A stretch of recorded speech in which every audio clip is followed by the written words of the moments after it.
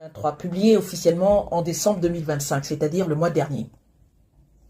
Le Cameroun, à travers sa direction générale des douanes, déclare avoir exporté 22 kg d'or pour l'année 2023. Je précise bien, 22 kg officiellement enregistrés. Ces chiffres ne viennent pas d'un blog ou d'un opposant politique.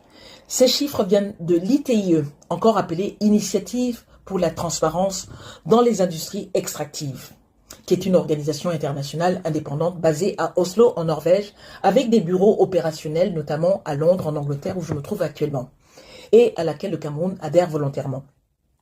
Maintenant, regardons les chiffres internationaux.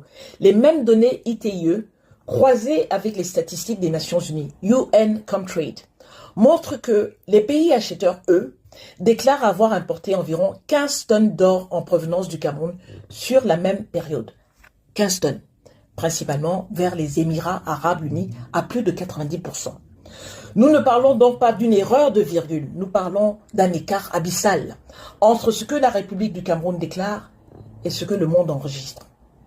Mes chers abonnés, sachez que à un cours moyen actuel d'environ 139 000 $ américains par kilogramme d'or, les 22 kg officiellement déclarés par les douanes camerounaises valent environ 3 millions de dollars, tandis que les 15 tonnes enregistrées par les acheteurs étrangers valent plus de 2 milliards de dollars. Alors, je vais vous dire ce que cela représente à l'échelle du franc CFA. Cela veut dire que pendant que l'État du Cameroun déclare environ 1,8 milliard de francs CFA, les acheteurs étrangers, eux, enregistrent plus de 1250 milliards de francs CFA d'or camerounais. Quand un pays affirme exporter des kilos, alors que les partenaires commerciaux parlent de tonnes, le problème n'est plus technique, le problème est structurel. Et un système de cette ampleur ne peut pas fonctionner sans complicité, sans protection administrative, sans silence organisé. Pendant ce temps, les écoles camerounaises manquent de tout. Les hôpitaux camerounais manquent de tout. Les infrastructures routières sont de mauvaise qualité et tuent. Les capitales Yaoundé et Douala deviennent des poubelles à ciel ouvert. Et le peuple camerounais, lui, continue d'entendre « il n'y a pas d'argent ». Pourtant, l'argent circule. L'or, lui, quitte le pays.